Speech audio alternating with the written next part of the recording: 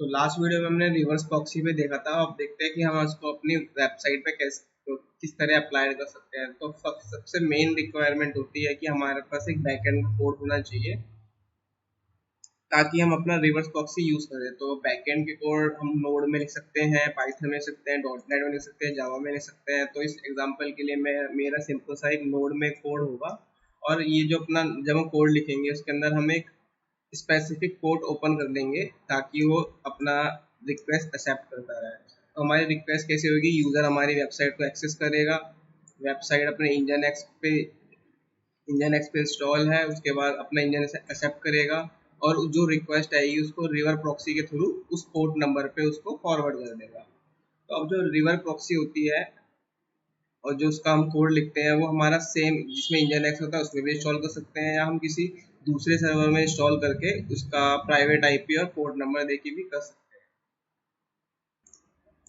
और इसके अंदर एक और इम्पोर्टेंट बात होती है कि अपने जो सर्वर होता है, जो हमारा कोड होता है, उसको नहीं पता होता कि जो यूज़र की रिक्वेस्ट है और किस यूज़र के लिए रिक्वेस्ट आ रही है। तो उसके लिए हमें बहुत सारे हेडर यूज़ करने पड़ते हैं जो कि हमने लिख रखे हैं कोड के अंदर, इंजन एक्स की फाइल के अंदर, कोड के अंदर नहीं।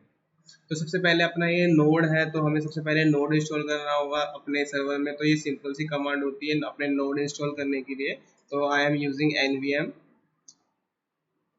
For example. और ऐसी अगर पाइथन का करना है तो हमें पाइथन भी इंस्टॉल करनी पड़ती है। जावा का करना होता है तो पहले सबसे पहले अपने सिस्टम में जावा इंस्टॉल करनी पड़ती है। उसके बाद सिंपली हमें एक साइट का फोल्डर बनाना पड़ता है जिसके अंदर हमें कंटेंट या कोड डालना पड़ता है। कोड ऑलरेडी मेरी रेपो में है तो आप प्रैक्टिकल कोड 2 और डेव 10 में जाके डाउनलोड कर सकते हो। उसके बाद हम सिंपल अपना यूज़र चेंज करेंगे। उसके बाद साइट कॉन्फ़िग अपनी जो साइट है उसकी एक साइट कॉन्फ़िग बनाएंगे। उसके बाद हम सेम सर्वर ब्लॉक बनाएंगे, बट इसके अंदर हमने एक नया इंट्रोड्यूस करा है प्रॉक्सी पास। तो सेम लोकेशन स्लैश मतलब जो हमारा जो भी रूट की एक्सेस या होम पेज की रिक्वेस्ट होगी वो हम किस पे, प्रॉक्सी पास। तो इसको ऐड करने के लिए हमें रिवर्स प्रॉक्सी के लिए सबसे पहले हमें ऐड करना पड़ता है प्रॉक्सी पास। उसके बाद हमें HTTP local host port number. तो फॉर एग्जांपल जो हमारा कोड है, ये एक सिंपल सा कोड है, इसमें कुछ नहीं, एक छोटा सा सर्वर क्रिएट हो रहा है और जो भी इसको रिक्वेस्ट आएगी तो उसको रिस्पॉन्स में ही मिलेगा सर्वर 1। और ये पोर्ट हमारा किस पे रनिंग है, 3000 पे। तो ये कोड हमारा डेवलप करता है। हम उससे सिंपली ये कोड कर लेते हैं कि हमारा जो कोड है कौन से पोर्ट पे मैप है। सिंपली फिर उसी पोर्ट को हम यहाँ पे ऐड कर देंगे। अब यहाँ पे तो लोकल होस्ट है क्योंकि हमारा सेम सर्वर पे ही कोड है, बट अगर दूसरे तीसरे सर्वर पे होता है तो हम यहाँ पे उसकी प्राइवेट आईपी या पब्लिक आईपी डाल के उसका पोर्ट नंबर ऐड कर देंगे।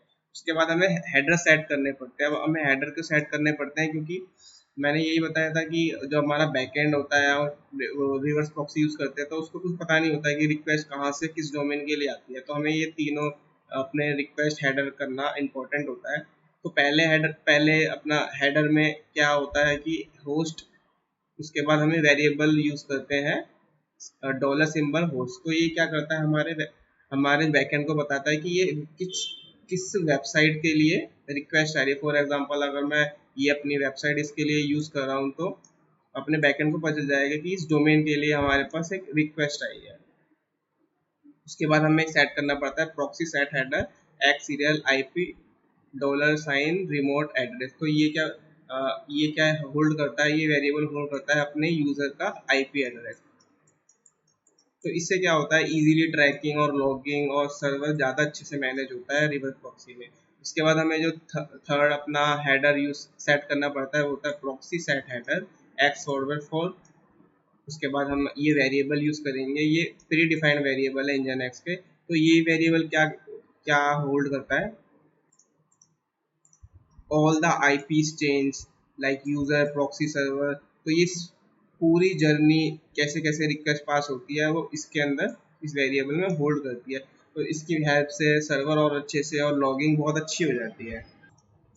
So after adding these lines in our config file we can establish or create river proxy।